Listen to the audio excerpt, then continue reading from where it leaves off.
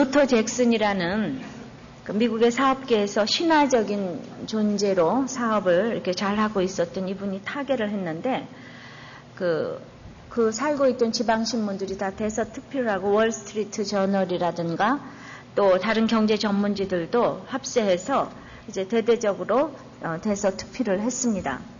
그리고 그 장례식장은 아름다운 꽃으로 장식이 되어 있고 유명한 영감 있는 찬양을 하는 이제 소프라노 가수가 와서 조가를 부르고 그리고 이제 또 한동안 여기저기서 흐느낌도 터져 나왔습니다. 그러나 그 가족실에 단 2사람만이 덩그러니 앉아 있었다는 것을 알았다면 이제 몹시 이제 놀랐을 것인데 그 가족 2명이 눈물이라고는 한 방울도 흘리지 않고 앉아 있는 그의 젊은 아내와 그리고 오랫동안 그를 섬겼던 집사 2사람이었다는 것입니다. 자녀가 4이나 있었지만 아무도 참여하지 않았고 15명의 손자 손녀들도 약속한 듯이 나타나지 않았다고 합니다. 자녀들의 생모인 전처 역시 장례식에 오지 않았습니다. 그러니까 이들은 아버지가 죽었다는 사실보다는 아버지가 자기를 버렸다는 그 사실이 훨씬 더 슬펐기 때문에 그죠. 평생 그들을 돌보지 않은 아버지에 대해서 추모의 마음보다는 그 원망의 마음이 더 컸기 때문에 그는 그가 죽은 후에 그 재계의 지도력에 커다란 구멍이 생길 정도로 영향력을 끼친 사업가였지만은 이 사람은 세상을 손에 넣었지만 가족도 그의 영혼도 다 잃었다는 거 생각하면서 참으로 화려한 장례식을 했지만은 가장 또 이 세상에서 초라한 장례식. 왜냐하면은 지옥에 간 것보다 더 초라한 장례식이 있겠습니까? 물론 예수를 안 믿었기 때문에. 그래서 우리가 이제 어떻게 나는 장례식을 해줬으면 좋을까? 여러분들 자녀들한테 정말 내가 죽을 때는 모두 옆에서 내 유언을 들어라. 그렇게 그런 장례식을 했으면 좋겠습니까? 꽃으로 둘러싸인 장례식이었으면 좋겠습니까? 꽃으로 장식한 리무진을 타고 그 장지까지 갔으면 좋겠습니까? 자녀들이 주렁주렁 소복을 입고 따라오면서 눈물을 흘렸으면 좋겠습니까? 노제를 지내면서 국립묘지에 묻혔으면 좋겠습니까? 이러한 화려한 장례식을 여러분들이 소원하시는지. 그래서 이제 우리는 오늘 예수님의 장례식을 통해서 교훈을 받기를 원합니다. 예수님의 장례식에 2 부류의 사람이 있었어요.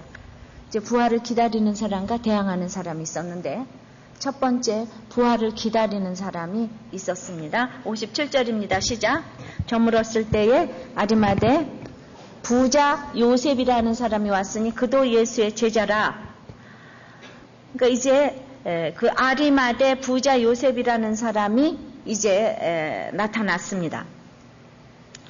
이제 그 당시에 유대인의 장례식에 대해서 우리가 좀 알아볼 필요가 있는데 시체가 방치되는 것이 그 당시에 수치여서 특별히 나무에 처형된 십자가에서 처형된 이 시체가 그 밤을 넘기면 안 되는 거예요. 그 다음 날이 6월절이나 안식이 될 경우에는 특히 더욱더 안 됩니다. 그래서 시체를 깨끗이 씻어서 이런 그 향품을 바르고 세마포로 싸가지고 이제 예루살렘 성전 밖으로 나가는데 그때 이제 매장을 하거나 장사를 하는데 부자들은 바위를 파서 이제 묘실을 만들고 거기에다 집어넣고 이제 돌을 막는 것이 이제 장사가 끝나는 건데 그런데 이 정확한 이 시간에 필요한 사람 57절에 지금 그 아리마대 부자 요셉이 나타난 거예요. 부자 중에서 드물게 쓰인 스타가 나타났습니다. 근데 그도 예수의 제자라 그랬어요. 그는 사네드린 공회원이고 이제 굉장한 부자였어요. 다른 복음서에는 하나님의 나라를 기다리는 자고 선하고 의로운 자다 이런 표현만 있는데 마태복음에만 부자라는 얘기만 딱 있어요. 마태복음은 유대인에게 쓴 책이에요. 믿는 사람에게 쓴 책이에요. 유대인들은 성경을 잘 알아요. 근데 이사야 53장 9절에 그가 부자의 묘실과 함께 되었다. 이것을 성취하기 위하여서 이제 이 구절을 이렇게 넣었다고 생각을 하는데 아리마대라는 뜻이 이렇게 높다는 뜻입니다. 그리고 아리마대가 어딘가 하면은 에브라임산, 그 사무엘의 고향인 예루살렘 서북쪽에 있는 에브라임 산지 라마다임 소빈과 같은 장소로 추정되는데, 그래서 참 아리마대 이 요셉이 고향도 혈통도 대단하고 뭐 사무엘의 고향에다가 돈도 많고 지위도 있고 사법부, 입법부, 행정부 이 모든 권력을 가진 그렇게 대단히 높은 사람인데, 그래도 이 사람이 드러나지 않았던 것은 저는 요셉의 한계로 이제 봅니다. 저는 그의 지위와 품위와 교양과 이것이 제자들과 같이 어울리기는 정말 너무나 꺼려진 것 같아요. 자기가 사는 환경을 뛰어넘기가 너무 힘든 것을 볼 수가 있습니다. 제자들이 갈릴리 어부 출신이잖아. 경우 없고 무식하고 함부로 하고 거짓말도 하고, 이제 그런 제자들과 아무렇지도 않은 듯이 교제한다는 게 진짜 힘든 일인 것 같아요. 정말 부자들은 그래서 부자들끼리, 그래서 뭐 사업자 선교회가 있고 의료 선교회, 부자들은 꼭 부자들끼리만 공부를 하고 싶은 게 있어요. 그러니까 이렇게 막 일평생을 쌓아온 가정교육과 교양이 없는 사람들을 하고 이렇게 앉으면은 이게 막 먹은 게 올라오기 때문에 성경 공부 같이 이제 못하는 거예요. 그래서 또 이 시대는 이제 그런 것들을 또 알맞게 충족을 시켜주는 모임들이 참 많이 있어요. 그러나 그럼에도 불구하고 이 사람은 하나님 나라를 기다리는 사람이에요. 그의 제자라고 그랬어요. 그의 부족한 부분을 하나님께서 이렇게 쓰셨다는 것을 오늘 볼 수가 있어요. 빌라도가 요셉의 청이 아니었으면은 시체를 내줄 수가 없는 거예요. 그래서 58절에 빌라도에게 가서 예수의 시체를 달라 하니 이에 빌라도가 내어주라 분부했어요. 이거는 일회적으로 이제 그 헬라어로 부정과거형으로 써서 그냥 단 한 번의 시체를 딱 관철을 해냈어요. 요구한 것을 이렇게 받아내었습니다. 빌라도가 사형 판결을 했는데, 사형 판결을 한 빌라도에게 가서 달라고 한 거는 자기도 생명을 내놓는 적용이 아니면 이걸 할 수가 없는 거예요. 그 대제사장 모두가 들어가서 다 사형시키라고. 빌라도도 그것을 꺾지 못했는데, 이제 딱 예수님이 돌아가시고 진실로 하나님의 아들이었도다 하는 것을 보고 요셉이 이제 마음이 달라진 거예요. 그래서 이제 59절에 요셉이 시체를 가져다가 정한 세마포로 싸서, 요한복음 19장 39절에 보면 거듭남에 대해서 묻고 떠났던 니고데모가 그것도 떠났는데 이때쯤 침양 백근을 가지고 또 이제 나타나요. 다른 복음서에 보면은. 그래서 부자 둘이 나와서 예수님의 장례를 치르는 것을 볼 수가 있습니다. 그래서 60절에 바위 속에 판 자기 새 무덤에 넣어두고 큰 돌을 굴려 무덤 문에 놓고 가니, 그러니까 아리마대 요셉과 니고데모는 예수님의 죽으심을 보고 생명을 내어놓는 적용을 하면서 이제 드디어 맨 마지막에 드러내서 일을 했어요. 제자들은 다 도망갔는데 그들의 인격으로 딱 나타나서 의롭게. 제자들은 6월절 그 마가의 다락방에서 6월절 먹을 음식도 준비하지 못하고, 있는 게 없어요. 제자들은 하고 싶어도 뭐 묘실이 있겠어요? 침향이 있겠습니까? 아무것도 할 수 없는 이 자신들을 보면서 싫었을 거예요, 제자들이. 그런데 우리는 그래서 그러면 이 요셉이 난가, 니고데모가 난가, 제자들이 난가 이렇게 생각을 많이 하시겠지만은, 그래서 이 사람들이 맨 마지막에, 사람은 마지막이 중요하다고 하는데 맨 마지막에 이렇게 주님께 쓰임받았다면 제자들 3년 동안 제자 훈련 받고 다 어디로 간 거야? 난 여러분들한테 말씀드리고 싶은 거예요. 여기서 돈 가지고 이렇게 했지만은 보세요. 60절에 큰 돌을 굴려 무덤 문에 넣어놓고 갔어요. 근데 61절에 거기 막달라 마리아와 다른 마리아가 무덤을 향하여 앉았더라. 그러니까 돈 가진 사람들은 그냥 돈으로 했어요. 그냥. 그리고 또 갔어요. 근데 막달라 마리아는 처음부터 십자가에서부터 지금까지 계속 지켜보고 있는 거예요. 그냥 돈도 없어도 주님 사랑해서 거기 그냥 지켜보고 있어요. 여기에 무슨 신학이 무슨 필요가 있고, 정말 우리의 장례식에 무슨 신학이 필요하겠습니까? 제자들은 그냥 무서워서 갔어요. 예루살렘 대제사장들은 그냥 다 죽이려고 해요. 근데 여기에서 이 두 부자 요셉하고 니고데모가 이 세무덤에 다 넣었지만 이 사람들도 그냥 가버렸어요. 주인공은 막달라 마리아와 마리아라고 생각하지만은, 그러나 우리는 이 세상에 옳고 좋고 비판할 것이 하나도 없는 것이, 이 사람들은 이렇게 갔는데 그렇게 도망갔던 제자들을 주님은 쓰셨단 말이에요. 도망갔던 제자들을 사도행전에 보면 다 그 제자들이 있었고, 이 사람들은 또 어디로 갔는지 없어요 지금. 니고데모하고 요셉. 제일 중요한 건 주님과 같이 삶을 나누는 거예요. 공동체에서 훈련받은 거예요. 너무너무 중요한 거예요. 그러니까 이제 부자들은 같은 끼리끼리 놀고 싶지만 이 공동체에 들어오면 부자, 가난한 사람, 이상한 사람 다 어울려 있잖아요. 그러니까 거기에서 훈련을 받아야지 사람을 낚는 어부가 되는 거예요. 내가 돈 가지고 교양 있게 일하고 싶지만은 그것은 이렇게 한계가 있는 거예요. 예수님 초대교회에도 너무 가난한 사람들만 모여 있잖아요. 이 땅에 주님의 복음이 간절하게 들어갈 사람들은 그렇지만 또 이럴 때 이렇게 쓰임을 받는 거예요. 그러니까 우리는 이렇게 비판은 불가지만은 이렇게 내가 그래도 우리는 가난해도 12제자 한 사람 팔아먹었지만 이 사람들이 다 쓰였다. 이래도 여러분들 마음속에 그래도 나는 요셉하고 니고데모만 할 거야. 이런 마음이 팽배해 있어요. 그렇죠? 그래도 나는 산수갑상을 가도 부자 한번 해가지고 예수님 묘지 한번 드릴래. 제자들처럼 말이야 뭐 도망가면 뭐해. 제가 이제 우리 이번에 이 손녀가 이제 돌이 돼가지고 그날 시편 44편이 나와서 막 너무 이스기야 그 전쟁하는데 뭐 열방에게 머리 흔들물 당하고 수치와 조롱을 당하고 벌레거리고 뭐 돌에 그런 본문을 주셨어요. 그래가지고 이제 이게 정말 주 예수여 내가 잊지 않겠나데 이게 축복이라고, 이런 고난이 와도 이게 축복이라고. 그래서 여러분들은 시편 44편이 축복이라고 생각하고 이렇게 살길 원하는 사람 손 들어보세요. 한 명도 안 되는 거예요. 수요일에 내주룩 설교하고 나서 들어보라 그러니까.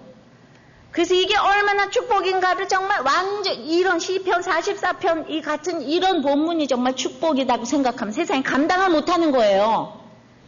그래서 일부러 내가 그냥 우리 손녀를 불러내서 내가 정말 여러분들 기도해 줘야 된다. 확실히 시편 44편 나올 때마다 이건 축복의 본문이다. 여러분들은 그냥 뭐 수치와 조롱을 단다 그러면 무조건 저주의 본문이고, 왕의 뭐 동료보다 승하다 그러면 45편. 솔로몬처럼 45편. 해피리면 돌날 45편을 줘, 44편을 줬지. 근데 어느 쪽에서나 목사면 다냐? 왜 자기 손녀만 데려놓고 기도해 주냐? 이렇게 생각하시는 분들이 있다면 그것 또한 기복이라서 그래요. 마음속에 우리는 다 요셉 역할만 하고 싶어요. 니고데모 역할만 하고 싶어요. 그러나 이제 확실한 것은 그냥 내가 뭐 부자니까 어떡하겠어요. 이 사람들은 근데 절대로 제자들하고 같이 와서 훈련 안 받았잖아요. 요셉하고 니고데모는 절대로 와서 훈련 안 받았잖아요. 내가 그냥 돈으로 돕겠다 이거 아니에요. 돈으로 돕겠다.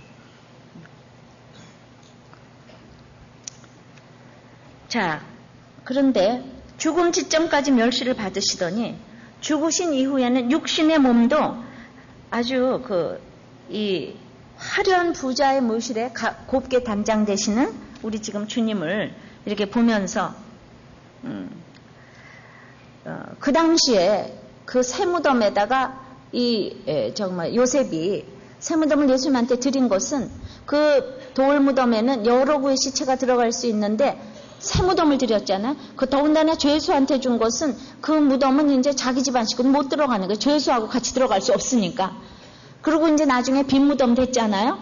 그러니까 결국은 그거는 믿음도 있어야 되지만 굉장히 부자였어야만 되고 요셉이. 그리고 주님께 빈무덤 이제 들어갔는데 주님이 부활했으니까 빈무덤이 됐어요.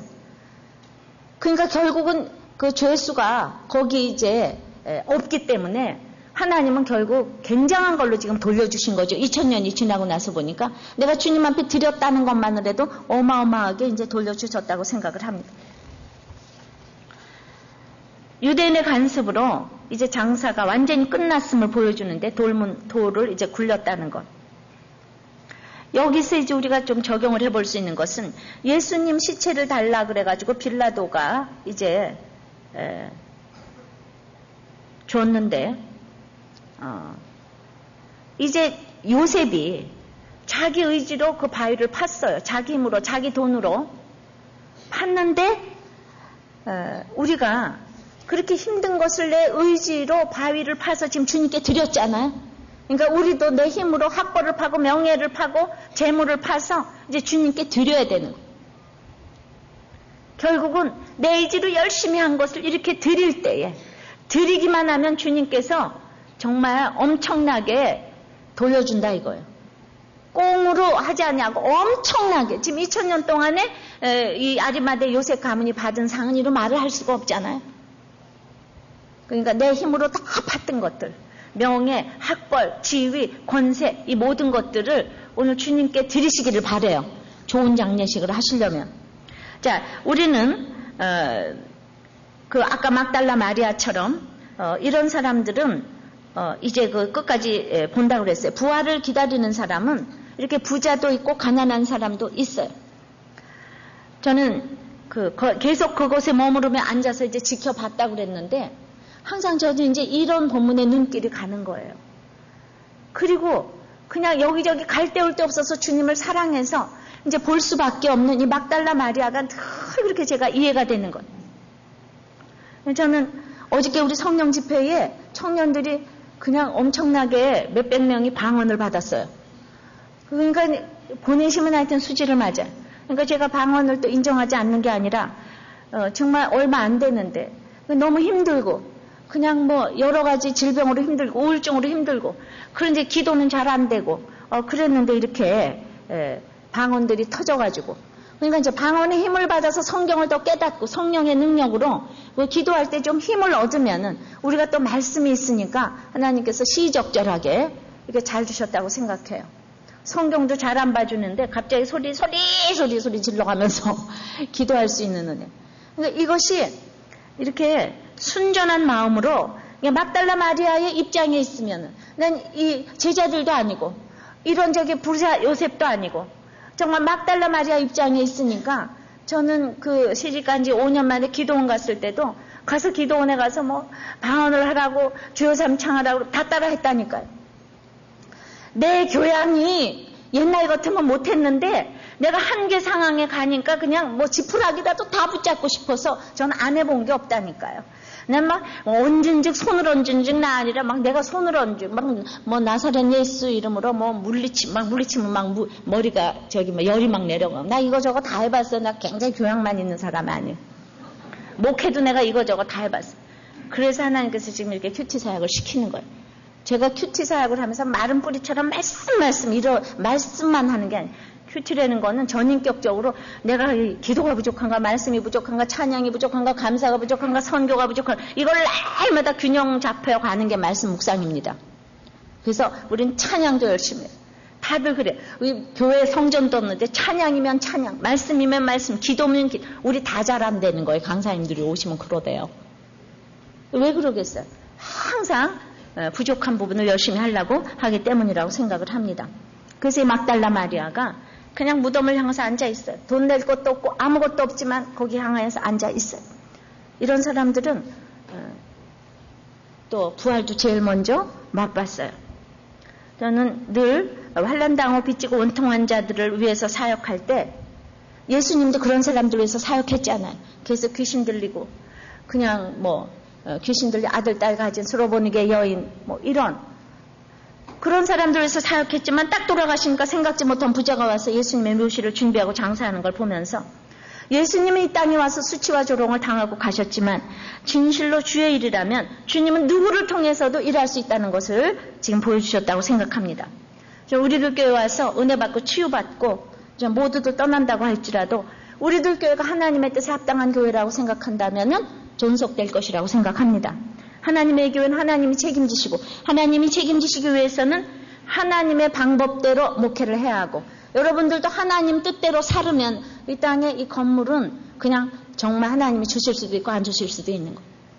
제일 중요한 것은 이제 그것이라고 생각합니다. 우리 주님이 이렇게 예수님의 무덤을 화려한 이 묘실을 주신 것이 영원토록 후손들이 찾아와서 기념하라고 이 좋은 묘실을 주신 것이 아니고 예수님은 이 땅에서 결혼도 하지 않으셨는데 무덤이 무슨 소용이 있겠어요? 또 무슨 좋은 무덤, 전혀 그 무덤이 빈 무덤인데 좋은 무덤이 중요한 것이 아니라 십자가 잘 지고 조롱받고 수치받고 잘 죽으면은 이렇게 죽는 즉시 육적으로도 화려해진다는 것을 보여주시기 위해서 이 모델로 주님께서 이렇게 하셨다고 생각해요.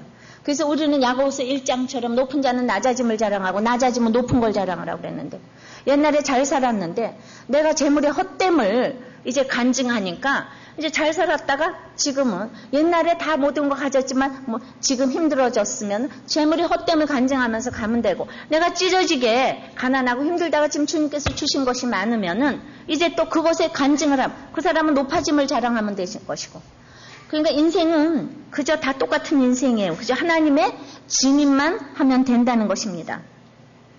이제 예수님의 장례식을 보면서 야, 내가 이렇게 힘들게 살았더니 이렇게 화려하게 예수님도 장사를 지내니까 나도 화려하게 장례식을 치러줬으면 좋겠다고 생각할 분들이 있을 거예요. 근데 그게 유언한다고 돼요? 너희들은 내가 죽을 때 꼭 나의 임종을 지켜라. 그런다고 됩니까? 여기 지금 예수님의 마지막 임종에 제자들이 왔어요. 예루살렘들이 왔어요. 평생 가르치고 훈련시킨 사람들 아무도 안 왔어요. 근데 우리는 내 장례식의 날마다 무슨 경별 찬양팀 말고 그 훌륭한 테너 아니면 소프라노 앤드 바리톤 가수가 좋았으면 좋겠어. 뭐 이런 얘기부터. 또 무슨 돈이 많아서 루터 잭슨처럼 그렇게 화려한 장례식을 할 수가 있겠지만은 내가 지옥 가면서 화려한 장례식을 하면 그게 무슨 의미가 있겠습니까? 제가 지금까지 몇 번의 장례식을 치루었어요. 근데 우리 인생에 가장 아버지 망한 뒤에 가장 힘든 전셋집에 살던 시절에 전셋집은 아니었군요. 하여튼 제일 힘든 그때 힘든 시절에 치른 어머니 장례식은 식구들이 교회만 다녔지만 거듭난 사람이 아무도 없었기 때문에 그냥 어머니의 천사 같은 모습만 기억이 되지 그렇게 정말 울고 우울하고 그랬어요. 그리고 이제 또 시아버님, 시어머님 장례식을 치르면서 이제 세상적으로 너무 호상이었고 또 두 분 다 5일장을 치렀어요.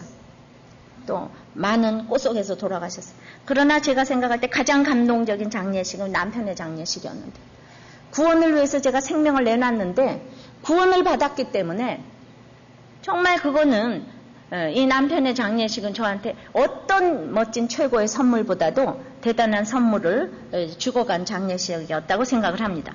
왜냐하면 나와 남편이 확실한 구원으로 서로 주고받았기 때문에 그래서 이후의 장례식은 구원받은 식구들이 점점 많아지기 때문에 더욱더 많은 감동이 있을 것이라고 생각하지만은 그러나 이제 제가 세상적으로 생각을 해봤을 적에 내가 교회에서 섬기지도 못하고 나가지도 못하던 시절에 우리 시어머님, 시아버님 장례식에는 교회에서 거의 아무도 문상을 오지 않았어요. 왜냐하면 제가 교회에서 활동을 아무것도 안 하고 있거든요.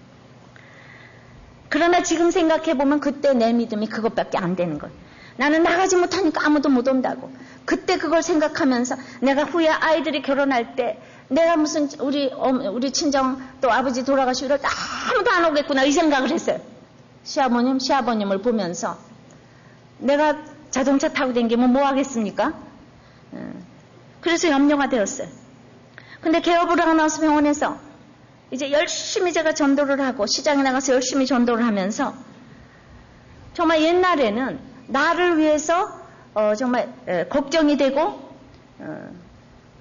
그랬는지 이기적인 이유로 교회에서 섬기는 것이 아니라 이제 내가 기쁘니까 집에서도 그냥 또 시장에 가서도 시간만 나면 성경 보고 묵상하고 기도하고 전도하는 정말 열심히 했어요. 열심히 하니까 그쪽 교회를 또 제가 그렇게 이제 모르게 열심히 섬기고 8년 만에 제가 이사를 오게 됐어요. 그래서 다시 이제 본교회를 찾아왔어요. 1년 동안 이제 처음으로 구역을 맡아서 열심히 섬기게 되었는데 교회에서 압도적으로 저를 알지 못하는 가운데 우리 남편이 가게 됐어요. 장례식을 치르게 되었는데 그냥 1년 동안 아는 분은 우리 목장 식구밖에 없는 거예요. 그랬는데 그분들이 뭐 얼마나 열심히 장례식을, 저는 또 집에서 장례식을 치르는 게 우리 집도 전통이잖아요. 그냥 며칠 동안 음식을 정말 다 해주시고, 전혀 알지 못했던 성도 여러분들이 얼마나 많이 문상을 오셨는지 몰라요. 그때 말씀이 에스겔이었는데 에스겔 말씀대로 에스겔도 하루 만에 아내를 데려가셨는데, 나도 남편을 하루 만에 데려가셨고, 그리고 주의 이름을 위하여 남편을 이제 구원했다고 했는데, 저도 이렇게 주의 이름 때문에 수치를 당치 않게 하셨어요. 그렇게 주의 이름을 선포하고 다녔는데 왜 우리 집에 문상을 많이 왔겠는가?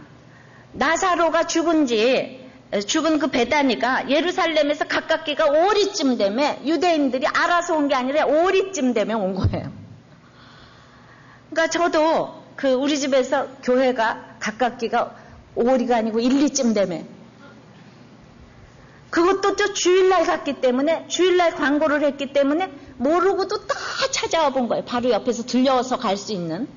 그러니까 제가 이제 이 교회에서, 집에서 장례식 한 것도 하나님의 섭리인데, 저는 그냥 하나님의 그냥 아무도 모를 것 같은 날, 더더욱 남편은 웬 은혜로 교회를 나가 보지도 않았는데 이 교회에 엄청난 문상을 받게 하신 거예요. 아주 그냥 들끓었어요, 3일 동안. 그래서 제가 생각하면 할수록 하나님이 그냥 이 병원에서 전도한 것을 그 동네 교회에서 받게 하지 아니하시고, 섬기는 것은 정말 다른 교회에서 섬겼는데, 이제 사랑은 지금 알지 못한 곳에서 받게 하셨어요. 그래가지고 이제 너무너무 감사해가지고 이제 쭉자사자 제가 평신도 사역을 진짜 이제 그 교회를 다닌 지는 다 토탈 합쳐 25년쯤 넘잖아요. 그냥 죽어라고 한 홈을 파가지고 평신도로서 10개도 더 인도를 하고, 지금 생각을 해보면 정말 뭐 맨날 뭐 영안실도 가고 그냥 중환자실도 가고, 제가 진짜 목회를 했더라고요. 그냥 구원 때문에 오라 그러면 구원도 가가지고 가는 3시간씩. 그럼 다 영접을 하는데, 이게 누가 시켜서 해요? 막 죽자사자 제가 어떤 풀타임 사역자보다도 그냥 오라 그러면 가고, 성경 본문 10개도 더 입에서 단내가 나도록 그렇게 섬겼는데, 그러다가 제가 우리 집에서 이제 개척 예배 우리들 교회를 딱 드린 지 9일 만에 친정아버지가 돌아가셨어요. 그랬더니 또 그냥 20몇 년 섬겼던 교회에서는 아무도 안 오고, 그냥 처음 보는 9일 만났던 우리들 교회 창립 멤버들하고 장례식을 치르게 하셨어요. 이건 좀 하나님의 섭리인 거예요. 이거는요, 조건 없이 섬기란 하나님의 뜻이고, 우리가 날마다 여러분들 교회 가면서 그냥 그 부주금 내고 뭐 하면서 이거 나중에 다 받아야지? 그러니까 나는 어디도 못 가, 이사도 못 가. 이러시는데, 그렇게 하면은요, 장례식이 화려하게 될 수가 없다는 거예요. 내가 주기만 하면 하늘에서 돕는다는 거예요. 우리 아버지도 정말 험악한 인생을 사셨어요. 이 딸들, 이 과부되는 꼴 보시고. 그런데 그 교회에서 성전 건축을 어마어마하게 멋있게 했는데, 거기에서 첫 번째 교회장으로 치루어 주신 우리 장로님이신, 아유 세상, 그런 아버지 인생을 생각하니까 그게 하나님의 섭리라고 생각해요. 그리고 목사님은 뭐 예수님을 볼 필요가 없다고 우리 아버지를 보면 예수님이라고 이렇게 설교를 해주셨어요. 이 땅에서 험악한 인생을 살을 때 저는 항상 여기서 섬기면 다른 데서, 여기서 섬기면 또 다른 데서 이렇게 해주시는 거를 보았어요.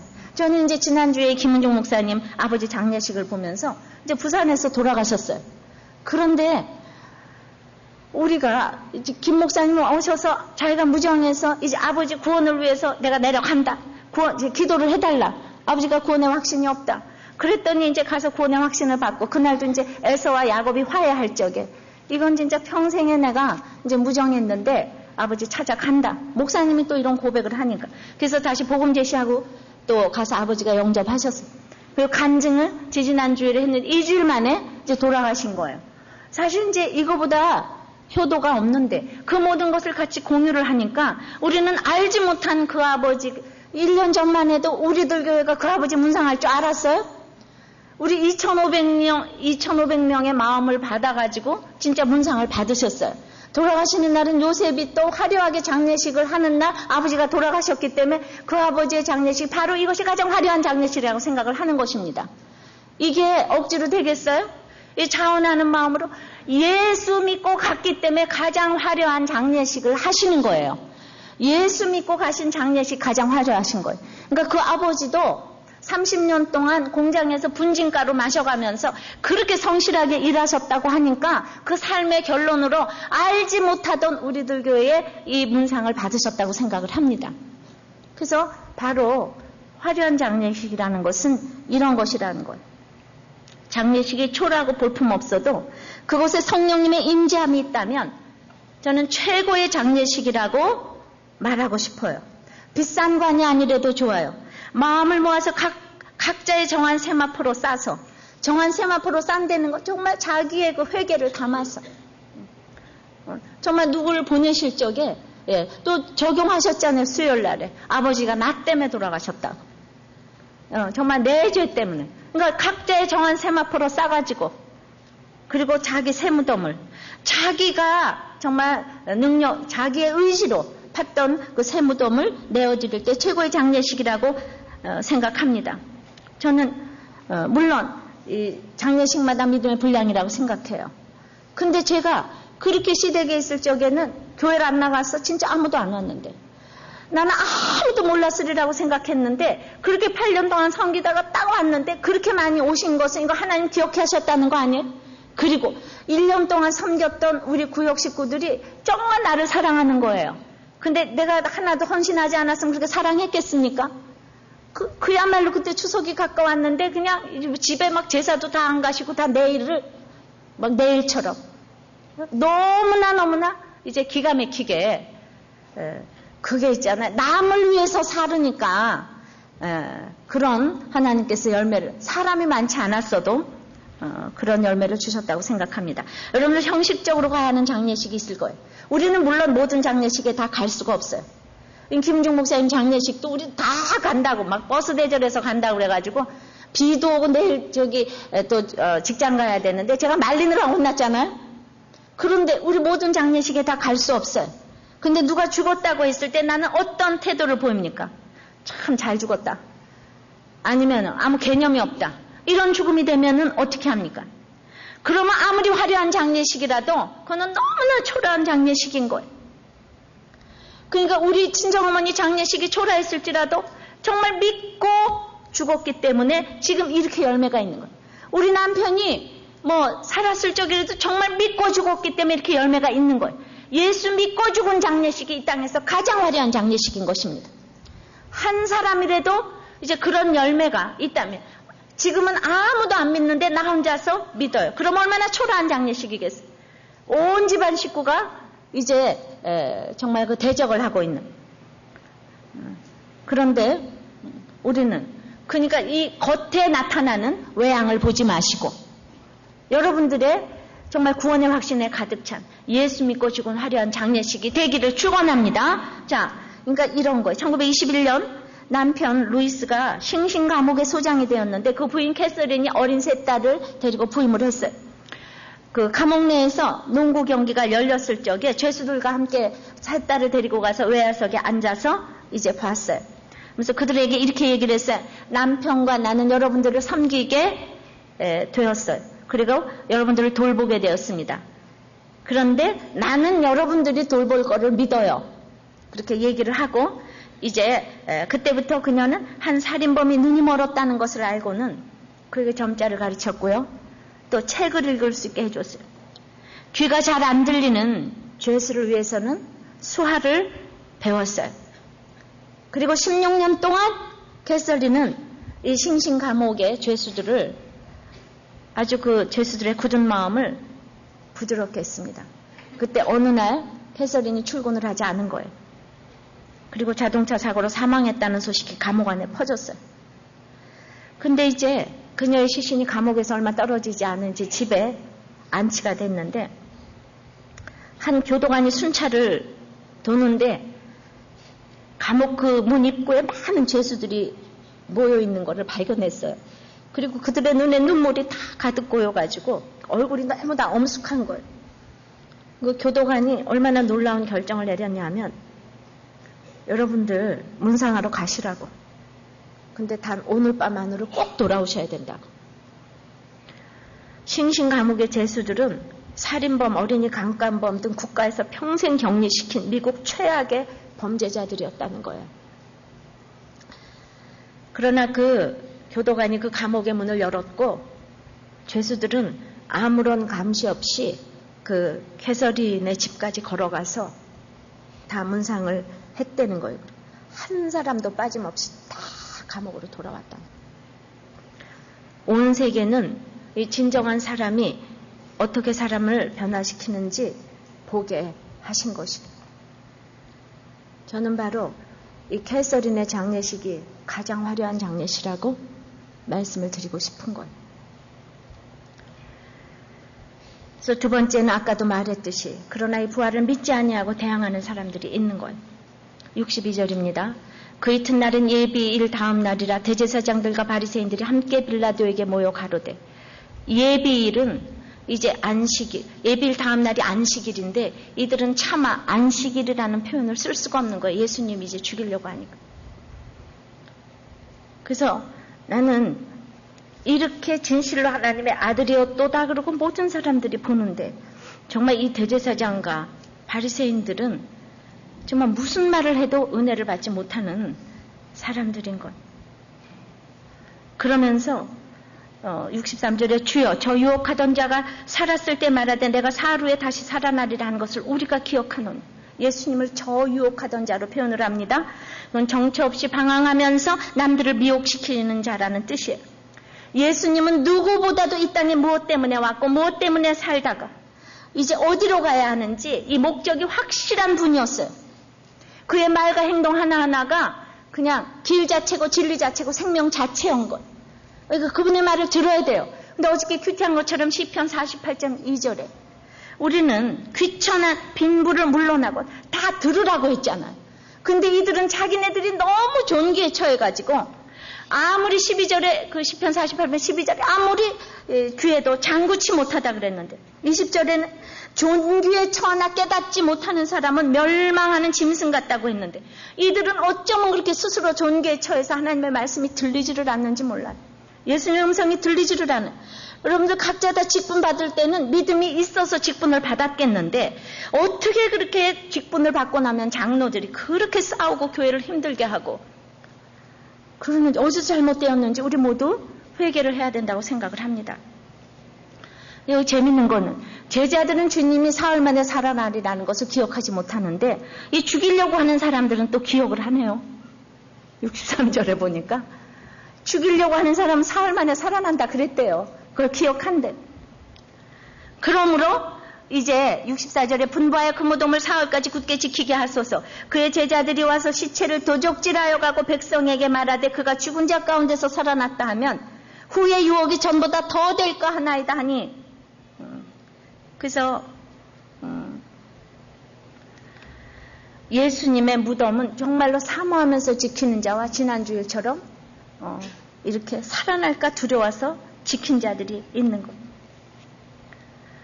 근데 빌라도는 관심도 없지만은 이 대제사장하고 자기 같은 레벨이니까 파수꾼이 있으면 마음대로 하렴, 굳게 지키렴, 힘대로 하렴. 예. 그러니까 시체도 이제 내줘. 자기도 마음속에 보상 심리가 있어요. 진짜 이 사람이 예수님이라면 살아나지 않을까? 이런 생각도 있고. 그래서 지금까지 알고 있는 모든 방법을 동원하여서 그게 힘대로 굳게 하려는 거예요. 그러니까 이제 이 대제사장들도 모든 방법을 동원해서 이제 무덤을 굳게 지금 66절에 보면 저희가 파수꾼과 함께 가서 돌을 인봉하고 무덤을 굳게 했어요. 어떻게 굳게 했을까요? 무덤 입구에 큰 돌을 이제 굴려서 굳게 하고 거기에다 밧줄로 그 돌문을 단단히 동여맨 뒤에 돌문 양 모서리에 흙과 어떤 그 초로 인봉을 해가지고 누구도 돌문을 열지 못하게 완전 무결하게 막았어요. 그러니까 우리의 인생은 끝이 없어요. 60부터 90까지 고통이 계속되다가도 이제 그냥 죽었는데도 지금 숨을 또 못 쉬고 그리고도 또 그러니까 이제 공기도 하나 지금 안 들어오게. 그런데도 거기서 또 3일이 지나야 되는 거예요. 정말 부활을 보려면 끝없이 기다려야 돼. 끝없이. 자, 우리는 이제 적용을 좀 해봐야 되는 거예요. 나의 파수꾼 누구예요? 이제 굳게 지키는 거 뭐예요? 나의 도로 무엇입니까? 근데 예수님을 가두어둘 그런 무덤은 이 세상에 없어요. 예수님을 묶어둘 밧줄도 없어요. 세상의 쾌락 때문에 우리가 예수님을 불신앙의 감옥에, 죄악에, 이런 감옥에 가둬두고 있어요. 예수님을 수없이 죽이고 가두고 방해하고 노력해도 인간의 어떤 노력도 예수님의 부활을 막을 수는 없는 거예요. 부활은 파수꾼을 세운다고 막아지는 게 아니에요. 손바닥으로 바닷물을 막는 정말 그 행위예요. 내가 믿는 사람 고통 준다고 부하에게 뭐 월급을 조금 주고 며느리에게 생활비를 끊고 이래가지고 왕따를 시키고 그래 막아지는 거 아니에요. 부활은 그런 인간의 노력으로 막아지는 것도 아니고 기도한다고 빨리 오는 것도 아니에요. 오직 부활은 기다리는 거 잘해. 기다리는 거. 사랑은 오래 참고 기다리는 거 잘해야 돼. 나는 묶여 있어서 내가 아무것도 못한다고 생각을 했어요. 그런데 결국 내가 묶여 있어도 부활의 주님을 만나게 되니까 그렇게 내가 예수님을 만났다고 했는데도 그냥 나는 묶여 있어서 아무것도 못한다고 생각했어요. 근데 딱 주님이 오니까 그곳에서 전도하고 공부하고 기도하고 성경 읽고 다른 사람들을 도울 수가 있었어요. 가두는 것은 바로 내 자신이었어요. 예수 믿는다는 것은 보세요. 예수 믿는다는 거는 내가 주님을 인격적으로 만났다는 거는 그때부터 다른 사람들을 위해서 살기 시작하는 거예요. 그런데도 내가 예수님을 믿었다고 생각하면서도 여전히 나를 위해서 빨리 나가서 공부하고 인정받아가지고 교수되고 연주하고 그리고 또 교회 나가서 내가 이 묵상한 걸 가르쳐야지. 그런데 나를 왜 이렇게 묶어두고 있는 거야? 내가 이렇게 실력인데 왜 나를 묶어두고 있는 거야? 우리 시대 나 왜 나를 묶어두고 있는 거야? 그럼 맨날 그런 것만 기도하고 있는 거예요. 주님 나를 풀어주시옵소서.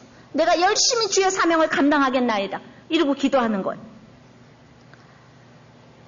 그러니까 내가 어떤 사람인지를 모르고 묶는 것은 바로 내 자신인 거예요.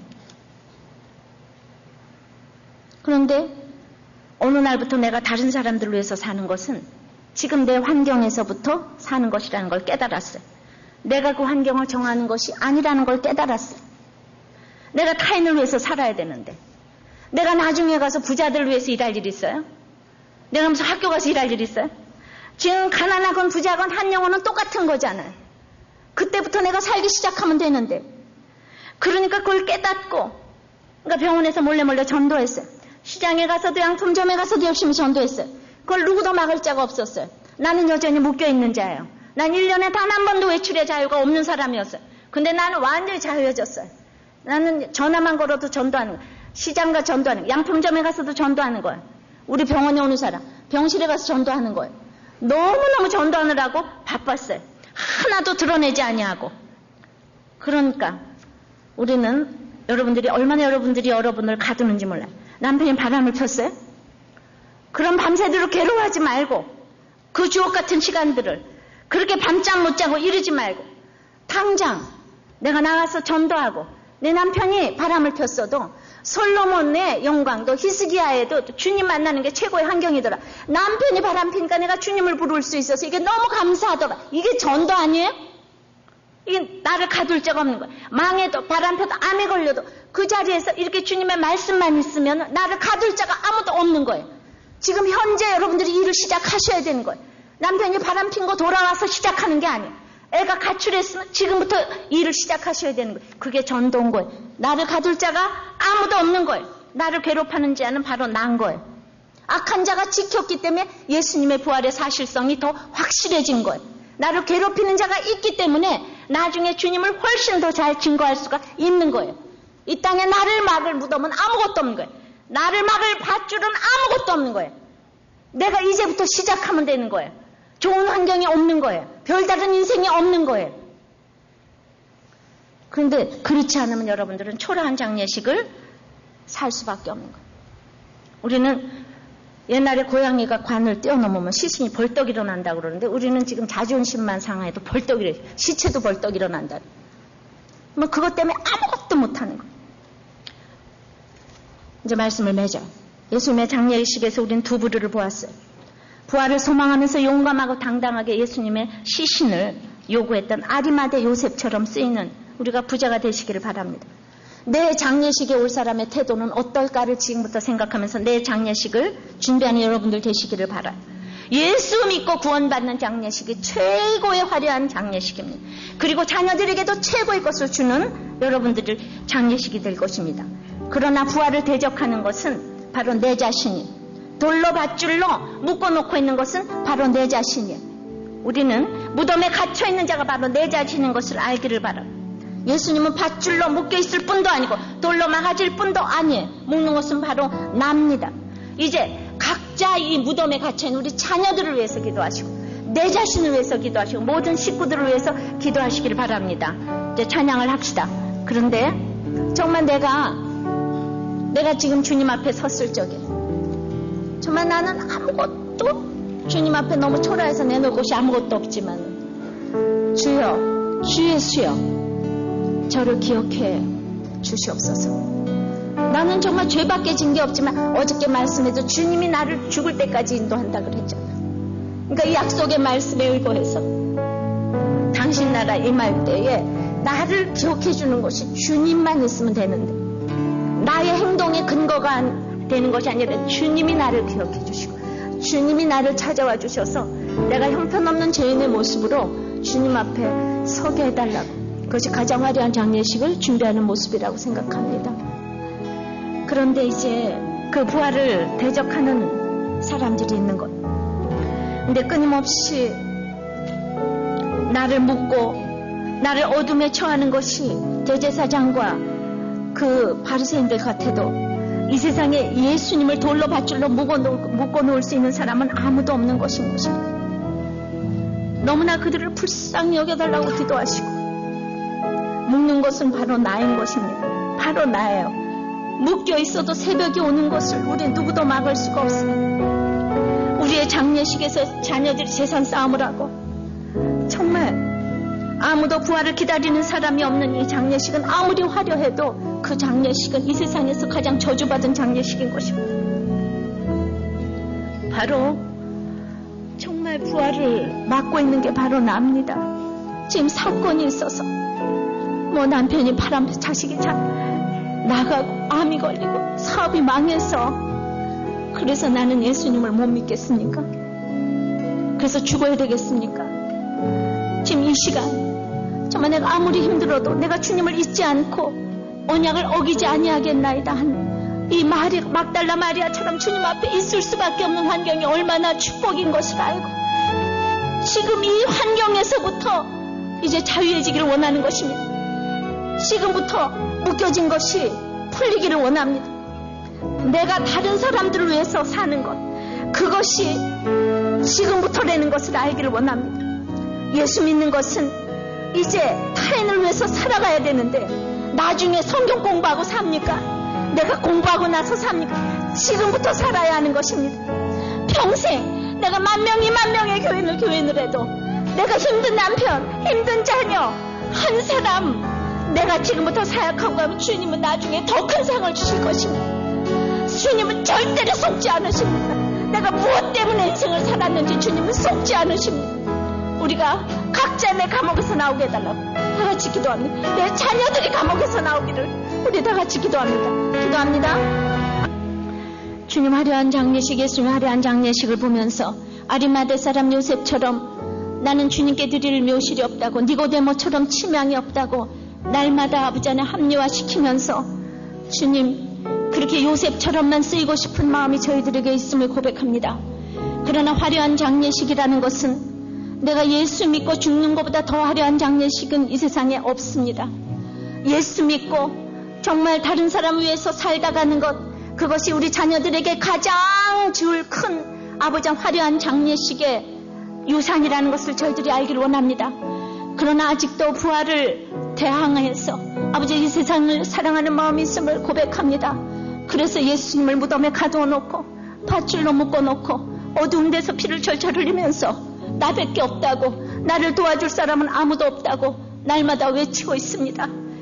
그러나 이 땅에서 아버지 하나님 정말 내가 수치와 조롱을 받는다고 할지라도 모든 사람이 쳐들어와 시기야처럼 힘들어도 내가 주님을 잊지 않겠다고, 내가 주의 언약을 어기지 않겠다고 이렇게 고백할 환경이 얼마나 축복인지를 저희들이 알기를 원합니다.